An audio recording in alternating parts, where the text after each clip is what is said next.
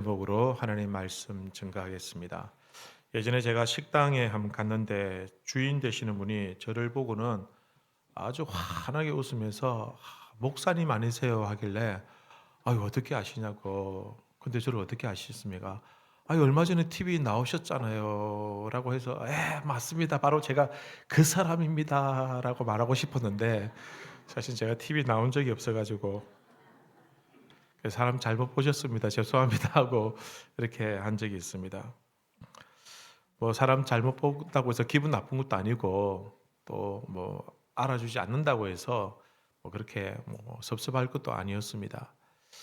그렇게 생각해 보니 저의 인생에 대해서 제가 한번 돌이켜 보니 나는 참 행복한 삶을 살았는가, 아니면 참 불행한 삶을 살았는가. 물론 어려움도 있었고 또 힘들 때도 있었지만, 그러나 대체적으로 제 인생을 쭉 돌이켜 보면 참 그래도 하나님의 은혜 가운데 참 행복하게 살았다라는 그런 생각을 가지게 되었습니다. 그래서 앞으로 더 행복하게 해달라고 그렇게 기도하면서 살아가는 것이죠.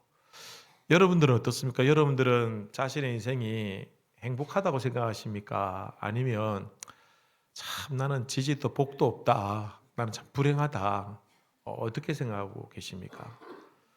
우리 인생을 하나님의 그 축복과 은혜의 그 저울대 위에 딱 올려놓고 생각하면 세상적인 기준으로 보면 뭐 얼마나 가져졌냐, 얼마나 건강하냐, 얼마나 유명하냐, 뭐 이런 것들로 판단하겠지만, 그런 하나님의 그 행복의 축복의 기준은 좀 다르더라는 것이죠. 거기에 우리가 올라갔을 때 부끄럽지 아니하고 그래도 참 나는 하나님 은혜로 행복하게 살았다라고 고백할 수 있게 되는 것입니다. 어떤 성도님이 그런 말씀을 하셨어요. 저는 저 분은 다른 거 하나도 부러운 게 없는데 그 가정이 참 온 가족이 믿음 생활 잘 하는 거, 교회를 잘 다니고 또 신앙생활 잘 하는 게 너무 부럽습니다라고 이렇게 말씀하시는 걸 제가 들은 적이 있습니다. 남들이 볼 때 그렇게 크게 뭐 부러울 만한 것은 없습니다만은, 그러나 가족들이 함께 하나님을 섬기고 신앙생활 잘 하고 교회를 잘 다니는 그 모습이 참 이 세상에 이제 더 이상 욕심낼 것 없는 인생에게 볼 때는 가장 부럽고 가장 그 축복된 모습, 행복한 모습이지 않을까라고 이렇게 보아지는 것이죠. 맞습니다. 우리가 이 세상에서 잠시는 잘 먹고 잘 살 수 있지만 세상이 말하는 그런 복을 받은 것처럼 보일 수 있겠지만, 하지만 우리에게 영원한 생명과 그 천국에 대한 소망이 없다고 한다면, 다른 것 다 가져도 우리에게 영원한 생명에 대한 소망이 없다고 한다면 과연 그 인생을 행복하다고 말할 수 있을까? 여러분, 다른 거 좀 가진 것 없지만 그럼에도 불구하고 나에게 천국에 대한 소망이 있고 영원한 생명에 대한 확신이 있고, 또 비록 몸이 연약하고 좀 비록 삶이 고되더라도 그래도 이것 견뎌내고 이겨낼 수 있는 나에게 소망이 있고 믿음이 있다고 한다면 그 인생, 그거 붙들고 있는 인생은 절대로 불행하지 않고 행복하다라고 단언할 수 있는 것입니다.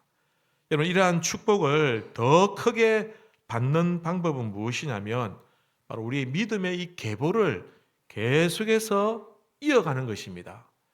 여러분, 부모들이 유산을 물려주는 이유가 무엇입니까? 내가 가지고 있는 유산을 통해서 자녀들이 조금 더 편리하게, 편안하게, 행복하게 살았으면 좋겠다라는 마음으로 유산을 물려주지 않습니까? 이것 가지고 너희들이 불행해져야 돼, 이런 부모는 아무도 없을 것입니다. 여러분, 우리 세대에 발견하고 깨닫게 된 진정한 축복이 있다고 한다면 그 축복을 우리의 자녀들과 후손들도 당연히 다 누릴 수 있게 되는 것을 바라는 마음, 우리 모두에게 다 있다라는 것입니다. 그렇다고 한다면 우리가 가지고 있는 이 믿음, 우리가 가지고 있는 이 천국에 대한 소원, 소망, 이런 신앙에 대한 확신이 우리에게 있다고 한다면 우리 후손들도, 우리 자녀들도 하나님의 은혜와 축복을 함께 받기를 원하는 것이죠.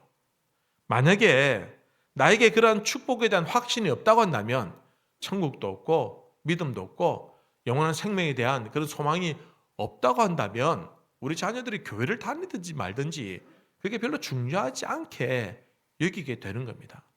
그러나 다른 건 몰라도 이것만큼은 절대로 포기해서는 안 된다. 정말 이것만큼은 절대로 놓쳐서는 안 된다라고 하는 그런 생명에 대한 천국에 대한 기쁨이 있다고 한다면 이것을 물려주기 위해서 이것을 함께 나누기 위해서 이것을 우리가 누리고 기뻐하는 것처럼 우리 자녀들도 우리 후손들도 그렇게 함께 그러한 길을 믿음의 길을 가기를 바라는 것입니다. 여러분 오늘은 어버이 주일입니다. 여러분들이 자녀들에게 뭐 선물도 받고 또 이렇게 효도도 받으셨을 것입니다. 우리 부모들이 더 간절하게 원하는 것은 물론 뭐 봉투도 좋지만 그러나 우리 자녀들의 인생을 한번 가만히 생각해 볼 때 저들이 이 믿음의 길을 가는 것 부모가 간절하게 원하는 것은 바로 거기에 있다는 것입니다. 다른 것 좀 부족해도 괜찮은데 다른 것 좀 모자라도 그렇게 나쁘지 않는데 그러나 우리 자녀들이 참 신앙생활 잘했으면 좋겠다. 내가 믿는 이 하나님으로 말미암아 저들도 정말 이 평강과 은혜를 누렸으면 좋겠다라는 것이 부모의 간절한 바람이고 또 우리 자녀들이 부모에게 해줄 수 있는 가장 큰 효는 바로 믿음의 대를 이어가는 것에 있는 것입니다. 여러분 저는 혈육적인 이러한 믿음의 계보를 이어가는 것도 중요하지만 그러나 그보다 더 중요하다고 생각하는 것은 영적인 계보를 이어가는 겁니다.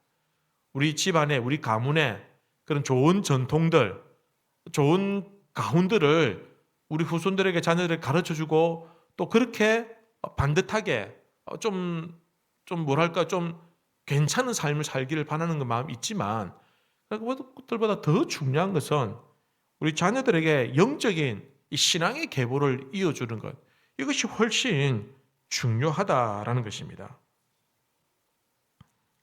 교회에도 이런 영적인 그런 가족 관계가 있어야 됩니다, 여러분. 지연이나 학연이나 혈연 뭐 이런 관계들보다도 영적인 관계가 교회 안에 많이 있을 때 그 교회는 건강한 교회고 영적인 교회가 되는 것입니다. 여러분 새 가족이 왔을 때에 그 새 가족의 신앙생활 잘 할 수 있도록 잘 적응할 수 있도록 그들을 섬기고 도와주고 여러분 단순하게 그냥 인사 한번 하는 것 그 이상 더 나아가서 그들의 필요가 무엇인지 그들이 어려움을 겪고 있는 것이 무엇인지에 대해서 관심을 가지고 그들의 신앙이 잘 정착할 수 있도록 도와주는 것이 이것이 바로 영적인 관계를 맺어가는 것입니다.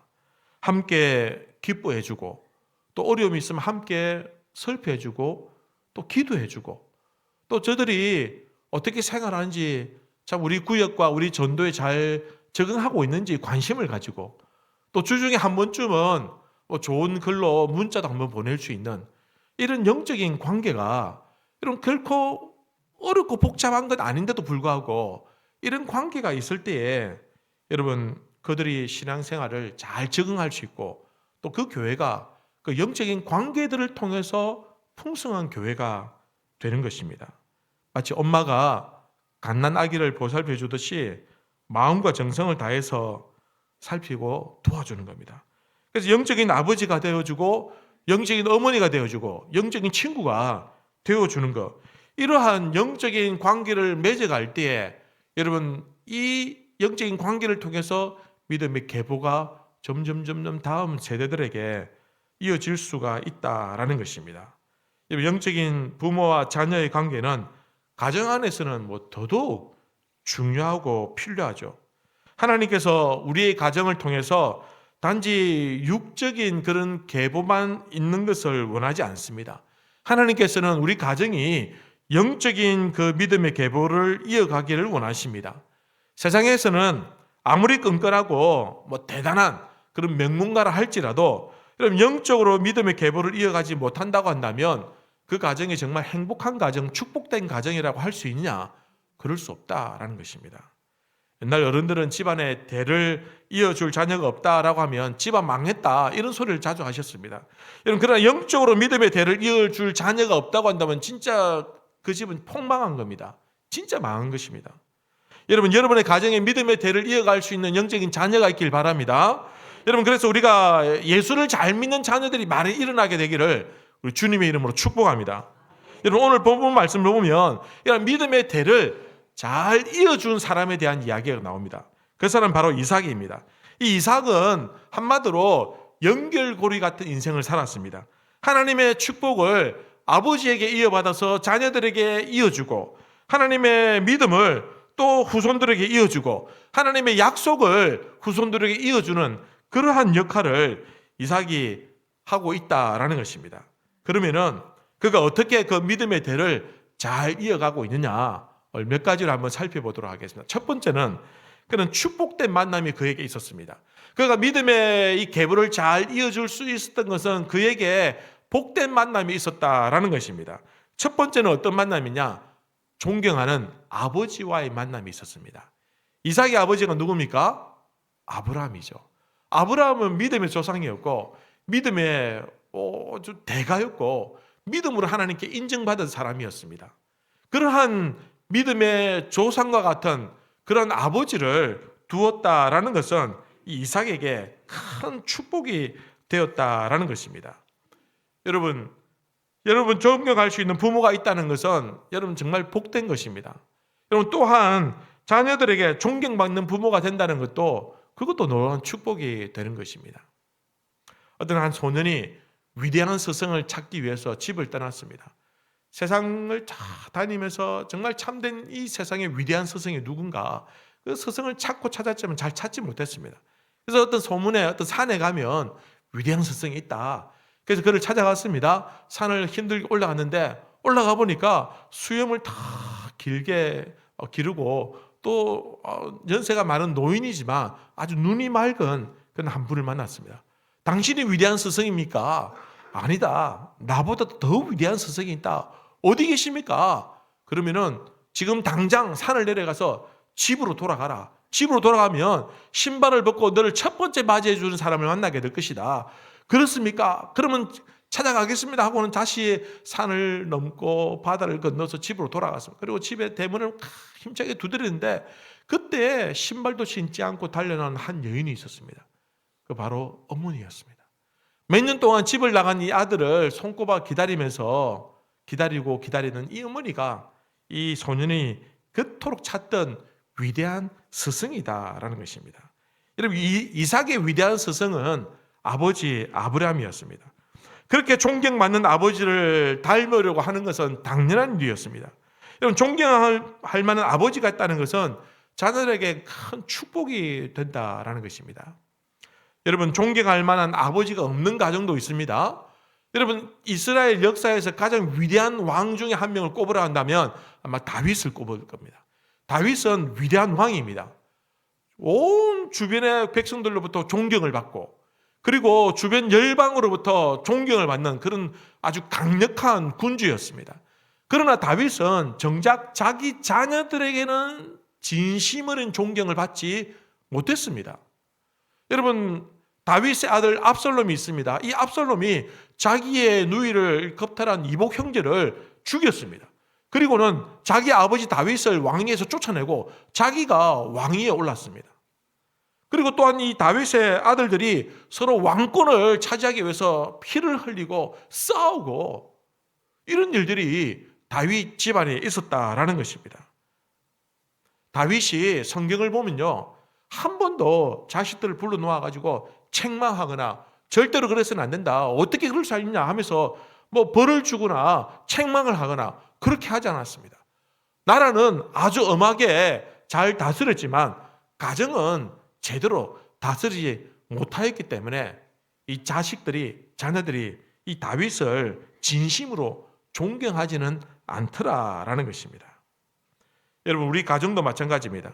우리 가정에 아버지가 좀 부족할 수 있습니다. 자식이 볼 때는 아버지에게 부족한 부분이 있고 아쉬운 부분이 얼마든지 있을 수 있습니다. 잘한다고 잘했지만 실수할 수 있고, 잘한다고 잘하지만 세상에 좀 뒤처질 수 있습니다. 그러나 여러분, 그럼에도 불구하고 가장 우리 이 가정을 위해서 희생해 주는 사람이 누구냐? 이 가정을 위해서 한 인생을 바친 사람이 누구냐? 힘들고 어려운 일이 있지만 겪고 이겨내고 견뎌내면서 온갖 세상의 수모를 다 버텨내는 사람이 과연 있다고 한다면 누구냐? 여러분, 세상에 훌륭한 분들이 많습니다. 위대한 인물들이 많습니다. 그러나 그들이 나를 위해서 눈물 흘려주고, 그들이 우리 가정을 위해서 희생하고, 그들이 우리 가정의 어떤 생계를 위해서 땀 흘려 일하는 사람이 과연 어디에 있느냐는 겁니다. 세상에 훌륭한 사람들은 우리 가정을 위해서 그렇게 일하지 않습니다. 여러분, 우리가 따라가지도 못할 그런 위인들의 삶보다는 내 곁에서 우리를 지켜주고 나에게 힘이 되어주고 우리 가정을 보살펴주고 헌신하고 최선을 다한 그 아버지와 어머니가 우리가 본받아야 될, 존경해야 될 가장 위대한 스승이 아니냐라는 것입니다. 아버지는 존재만으로도 존경받을 가치가 있습니다. 사랑하는 성도 여러분, 자녀들에게 존경받는 부모님 되시길 바랍니다. 두 번째는 이 이삭에게 어떤 만남이 있었냐? 이 믿음의 아내와의 만남이 있었습니다. 이삭이 대를 이어가기 위해서 아주 중요한 만남이 바로 이 리브가 아내와의 만남이었습니다. 이삭의 믿음의 동반자인 이 리브가는 믿음으로 이 가정을 잘 지켜야 됐습니다. 부부가 함께 동반자가 되기도 하지만 또 동력자가 되어야 됩니다. 이 가정을 함께 이루어져 가는 겁니다. 혼자 하는 것이 아니더라라는 것입니다. 사도행전 18장에 보면 브리스길라와 아굴라 부부에 대한 이야기가 나옵니다. 거기 보면은 이 아굴라는 남편이고 유대인입니다. 브리스길라는 로마의 귀족 집안의 딸이었고 그리고 로마인이었습니다. 근데 이 두 다른 민족이 이 남자와 여자가 결혼을 하고 부부가 되었는데 한 번은 황제가 로마에서 모든 유대인들은 떠나라 하고 축출 명령을 내렸습니다. 그때에 아굴라가 어쩔 수 없이 로마를 떠나야 될 때 브리스길라도 같이 따라서 나왔습니다. 자기의 기득권, 자기 집안의 그 부유한 것도 다 내려놓고 남편을 따라 나와서 그때부터 이 부부는 복음 전도에 교회에 쓰임받는 그런 부부가 되었습니다. 그런데 보통 일반적으로 이 동양 문화권에서는 남자 이름이 앞에 나오고 여자 이름이 뒤에 나오는데 그런데 브리스길라와 아굴라라고 성경은 표현합니다. 무엇을 의미하냐면 복음 전도에 있어서 하나님 나라에 의해서 교회에서는 브리스길라가 훨씬 더 앞장서서 중요한 역할을 했다라는 것을 이 순서를 통해서 보여주고 있는 겁니다. 여러분, 아굴라와 브리스길라와 아굴라는 서로 동력을 통해서 하나님의 나라의 교회를 세우고 많은 전도자들과 많은 복음 사역자들을 후원하고 도와주었던 그런 귀한 부부였다라는 것입니다. 그 부부가 동력할 때 교회가 부흥하게 되었고 그 부부가 동력할 때 많은 사람들이 이 부부를 통해서 힘을 얻고 위로를 얻고 용기를 얻더라라는 것입니다.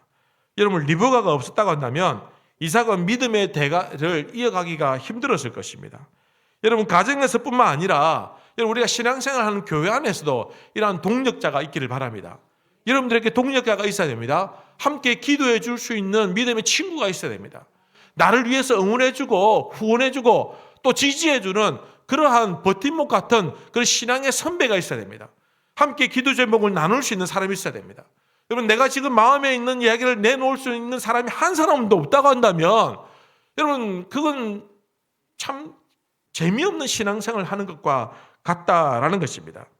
좋은 믿음의 선배가 있고 좋은 믿음의 친구가 있고 좋은 믿음의 후배가 있을 때 여러분, 이러한 세대를 불문하고 이러한 영적인 관계를 통해서 함께 동력하는 그런 신앙의 동력가 있을 때에 여러분, 그 만남이 축복된 만남이 될 수 있고 그 만남을 통해서 우리의 믿음이 아름답게 전승된다라는 것입니다. 여러분, 두 번째는 이 이삭이 어떻게 이 축복을 잘 이어줄 수 있었느냐? 그에게는 자신만의 그 믿음의 감정이 있었다라는 것입니다. 아브라함 믿음은 뭐 두말할 것도 없이 위대한 믿음이었습니다. 대단한 믿음이었습니다. 그러나 아브라함의 믿음이 이삭에게는 본질적으로 직접적으로는 그렇게 큰 영향은 없다라는 것입니다. 우리가 흔히 꼰대라는 말 자주 쓰지 않습니까? 꼰대 같다, 꼰대 같다. 저도 꼰대 같은 짓을 많이 합니다. 우리 부교육자들한테. 부교육자들 일하는 데 가가지고 가가지고 나 때는 말이야 이러면서 막 이런 저도 모르는 그런 얘기를 하고 있더라고요. 나 원해서 그런 건 아닌데. 여러분, 근데 꼰대들 말들을 보면 대부분은 다 맞는 말이에요. 다 좋은 말들이에요. 그렇지 않습니까? 뭐 못된 말 안 하잖아요, 그죠? 잘 되라고 하는 말이고 좋은 모범사를 보여주는 것이죠. 그런데 대부분의 사람들이 그 얘기를 왜 듣기 싫어합니까? 자기와는 좀 무관한 이야기이기 때문에, 나에게 직접적으로 영향을 미치는 이야기가 아니니까 내가 그 이야기를 듣고 있을 한가한 시간이 없기 때문에 그 이야기가 귀찮고 듣기 싫은 소리가 되더라라는 것입니다. 여러분, 아브라함 믿음이 이삭에게는 꼰대입니다. 솔직히 말씀드리면. 중요한 것은 이삭에게 어떤 믿음이 필요하냐, 아브라함의 믿음이 필요한 것이 아니라 자기가 체험한 그 신앙, 그 믿음이 필요하다라는 것입니다. 이삭에게 중요한 것은 아브라함이 만났던 그 하나님이 아니라 자기가 만나야 될 하나님이 더 중요하다라는 것입니다. 아브라함의 경험이 아니라 자기가 직접 부딪히고 경험했던 그 신앙, 그 하나님이 이삭에게는 더 중요하다라는 것입니다. 여러분, 성경에 보면 아하시아 왕에 대한 이야기가 나옵니다. 아하시아는 이 왕이 죽고 그의 어머니 아달랴가 있는데, 이 아달랴가 이 왕권의 욕심을 내었습니다. 그리고는 그 아하시아가 죽으면서 주위에 몇 명 죽었거든요. 그러니까 자기가 왕이 되려고 이 왕족들을 다 죽여버립니다. 그런데 그때 다행히 요아스라는 한 갓난아기가 살아났습니다. 근데 그의 고모부 때는 여호야다라는 제사장이 그 아기를 숨겨서 성전에서 숨겨서 그를 키웁니다. 근데 나중에 이 아달랴가 죽습니다.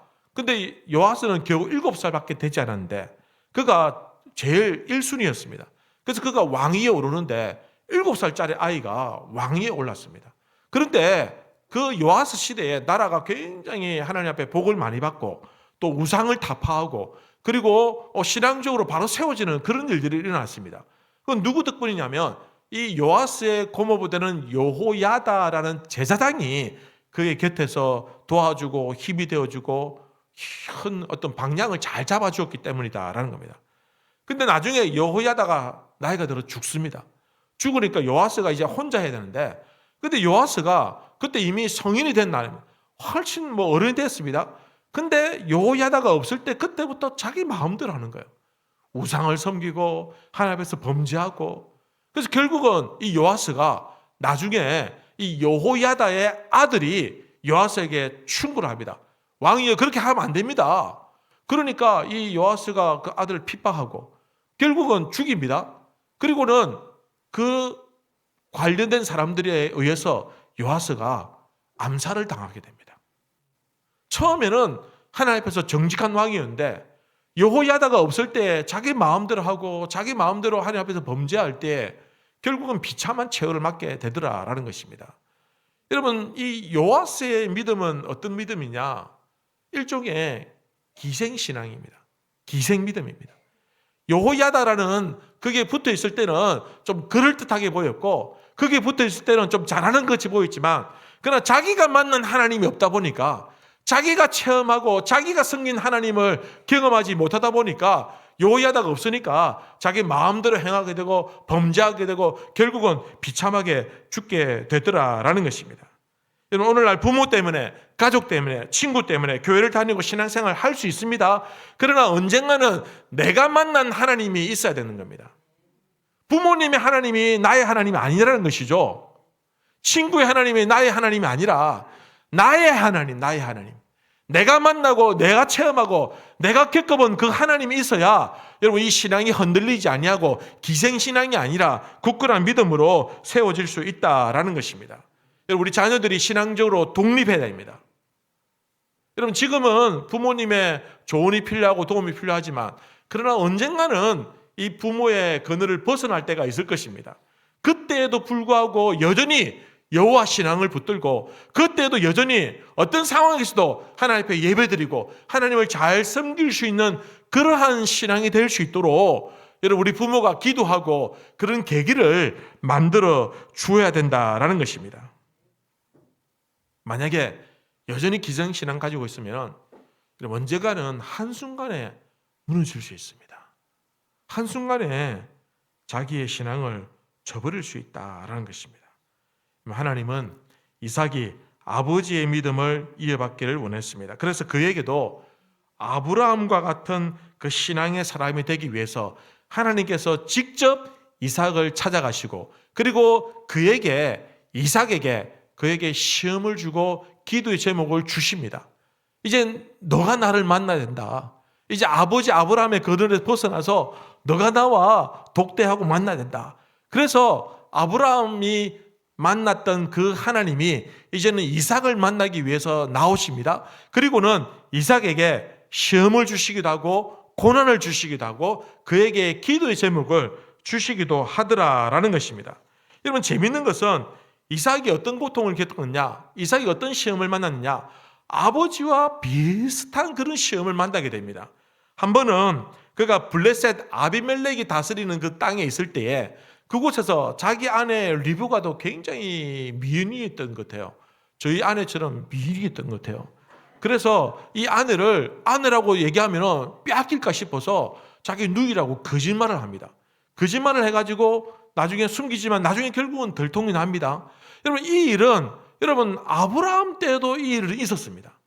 하나님 의지하면 되는데 그 세상에 그 눈들 이런 것들이 두려워서 연약한 그 모습을 이 이삭도 여전히 겪게 되더라라는 것입니다. 여러분, 아브라함이 100세 때에 아들을 이삭을 얻게 됩니다. 여러분, 이삭도 나이가 40대 결혼했지만 아이를 낳은 적은 60세 때에 아이를 낳습니다. 20년 동안 아이가 없이 그렇게 기도하면서 기다렸습니다. 하나님께서는 이런 방법을 통해서 이 이삭을 훈련시키고 그의 믿음을 세워 나가시더라라는 것입니다. 여러분, 자녀를 갖지 못해서 겪게 되는 그 고통과 그 아픔과 그 시험들은 여러분 직접 경험해 보지 못하면 잘 이해하지 못할 수도 있습니다. 그래서 이삭도 자기의 자녀를 낳을 때까지 20년 동안 기다리면서 기도하면서 그 고통을 견뎌내면서 아버지의 신앙을 깨닫게 되더라라는 것입니다. 여러분, 이처럼 아브라함이 가졌던 믿음과 축복의 대를 이어갈 때 이 하나님의 약속을 이어받아서 그 축복의 약속을 붙들고 살아가기 위해서는 아브라함의 간증이 아니라 이제는 이삭의 간증이 필요하다라는 것입니다. 여러분, 부모들은 그렇게 생각합니다. 고생은 우리가 다 할 테니 너희는 좀 편안하게 살았으면 좋겠다. 너희는 좀 좋은 시절에 좀 편안하게 어려움 없이 그렇게 살았으면 좋겠다. 부모님들의 마음이 다 그렇죠. 그래서 고생은 자기들 하지만 자녀들은 고생 안 하고 살았으면 좋겠다라는 그 부모의 마음입니다. 그래서 정말 그렇게 되는 경우들이 있습니다. 유산을 물려주거나 좋은 어떤 머리를 물려주거나 좋은 환경을 물려주거나 그래서 자녀들이 좀 편리하게 편안하게 살 수는 있습니다만은 그러나 신앙은 그렇지 않더라는 것입니다. 다른 것들은 물려받아서 편안하게 살 수 있지만 신앙은 자기가 직접 체험하고 경험하지 않으면 여러분 그 신앙을 이어받을 수 없는 겁니다. 신앙을 이어받는다, 믿음의 계보를 이어간다라는 말은 나도 부모님과 같은 그러한 신앙의 시련들을 이겨낸다는 것을 말하는 겁니다. 그냥 잘 포장되어진 그 부모의 신앙을 옛다 하고 죽게 한다고 해서 그냥 그저 받을 수 있는 것이 아니라 나도 부모가 그 신앙을 갖기까지 겪었던 시험들과 나도 부모가 그 신앙에 이르기까지 그 고초와 그 시련들을 이겨냈던 것처럼 나도 이겨내야 그런 신앙에 도달할 수 있다라는 것입니다. 부모의 훌륭한 신앙을 이어받기 위해서는 각 세대 각 사람들이 자기의 신앙의 체험, 자기의 신앙의 간정, 자기의 신앙의 그런 덕을 쌓아가야 된다라는 것입니다. 신앙은 그냥 편안하게 물려받는 것이 아닙니다. 자기가 하나님을 만나고 경험할 때 그 하나님이 있어야 되는 것입니다. 그래서 각자의 고난이 있고 각자의 시험이 있는 겁니다. 그래서 우리 자녀들이 시험을 겪고 고난을 겪게 되는 거 여러분 두려워하지 마십시오. 그런 일을 안 겪었으면 좋겠지만 그러나 그들이 정말 믿음으로 단련된 하나님의 백성으로 세워지기 위해서는 기생신앙에서 독립해서 제대로 된 온전한 하나님의 백성으로 자리매김하기 위해서는 그들도 시험을 겪어야 되고 시련을 이겨내야 되고 어떤 풍파도 헤쳐나가는 그런 경험들이 우리 자녀들에게 있어야 되는 겁니다.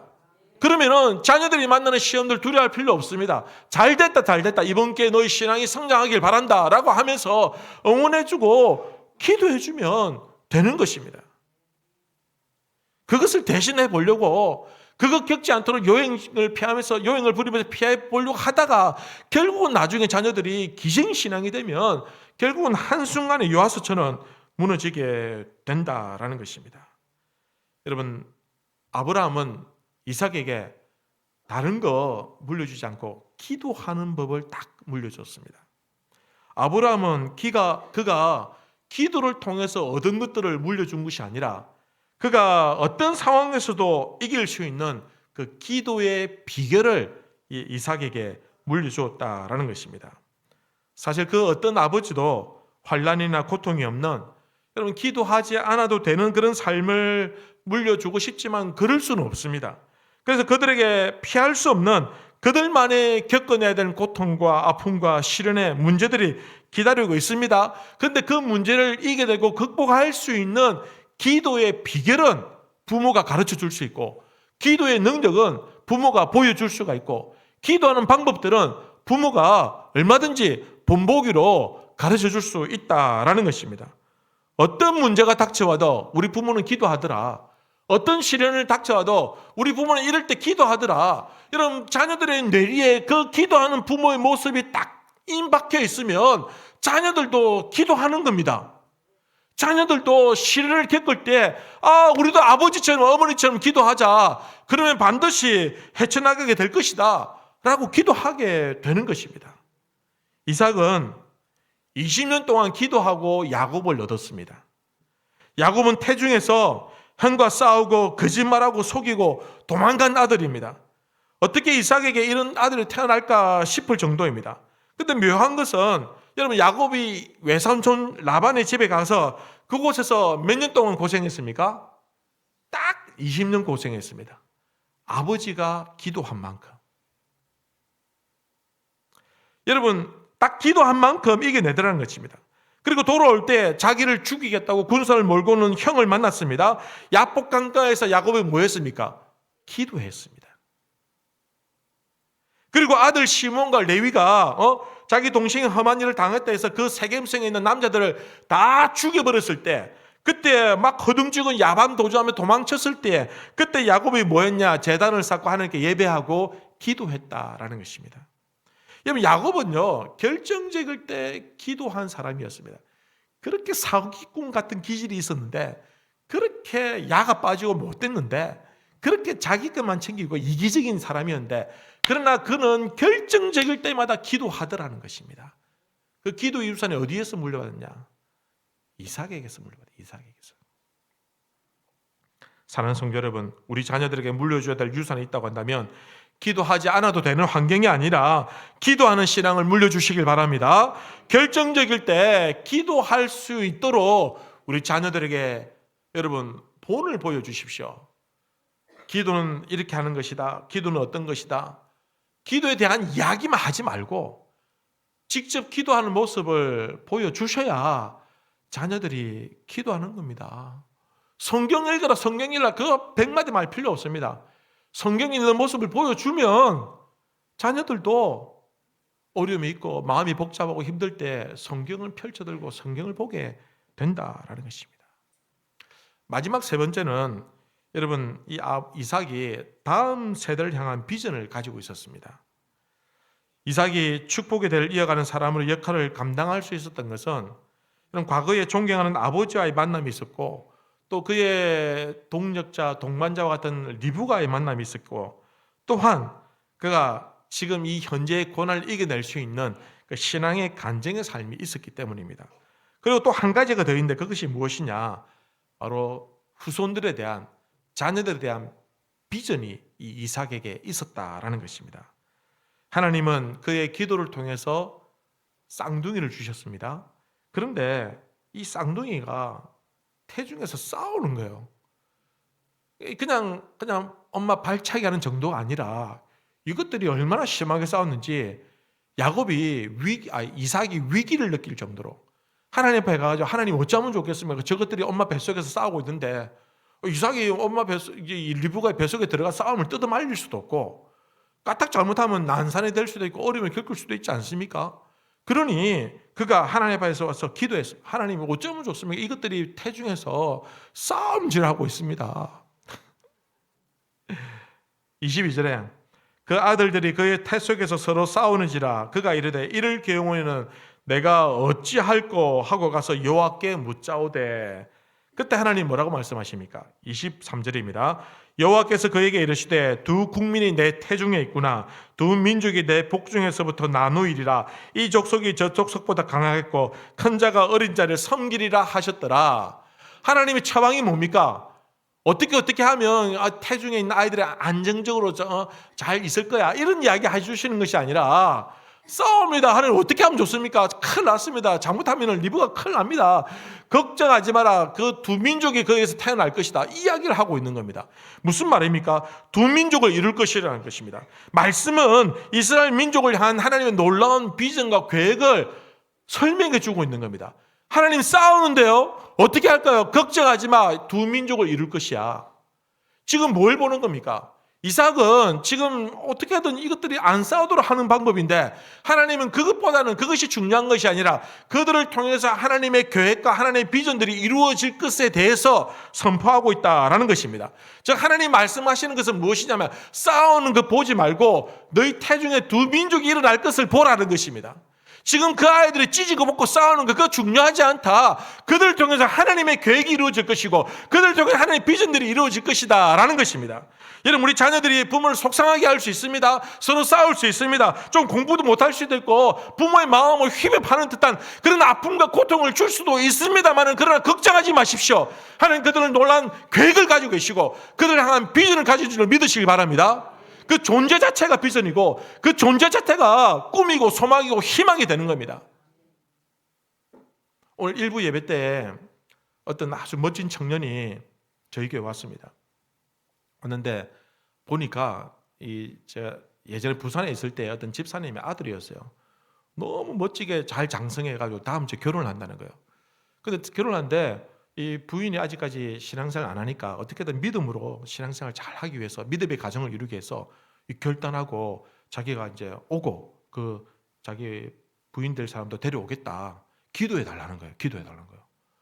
그래서 사실 좀 놀랐어요. 왜냐하면은 제가 알기로는 그 청년이 어릴 때 부모 속을 되게 속에 있거든요.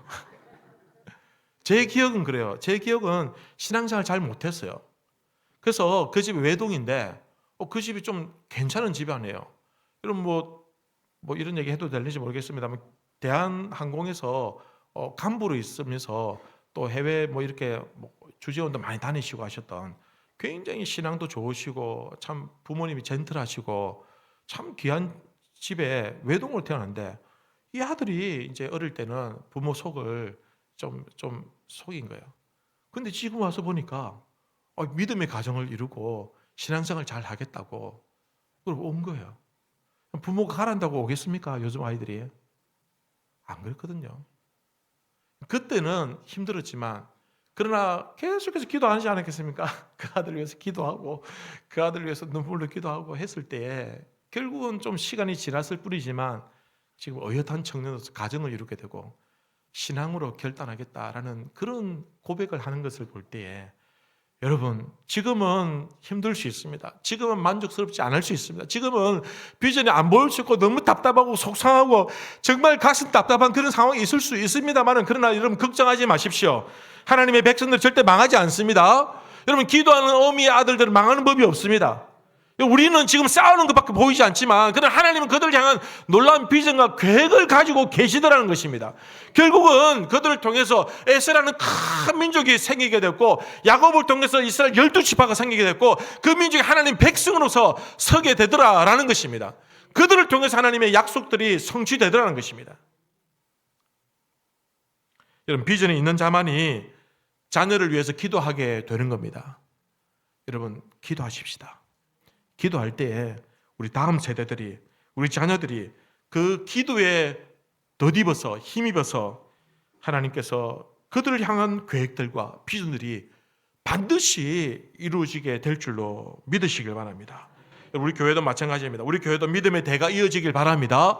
여러분, 우리 사랑하는 우리 자녀들, 우리 후손들, 우리 다음 세대를 위해서 여러분 기도해 주시길 바랍니다. 여러분, 아이들이 뛰놀다가 막 밥상 엎을 수도 있고 밭전 흘릴 수도 있고 말썽 피울 수도 있고 저끼리 물고 뜯고 쓰고 싸울 수도 있습니다.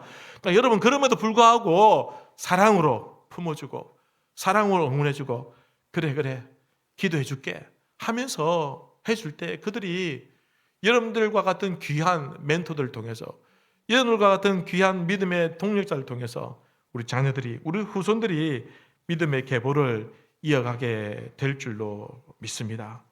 여러분, 우리의 신앙이 우리 자녀들에게 잘 전성되어지고 저들도 우리 세대처럼 믿음의 보복을 갖고 이 험난한 세상 믿음으로 나갈 수 있게 되기를 우리 주님의 이름으로 축원합니다. 같이 한번 기도하십시다. 말씀을 생각하면서 한번 기도하십시다.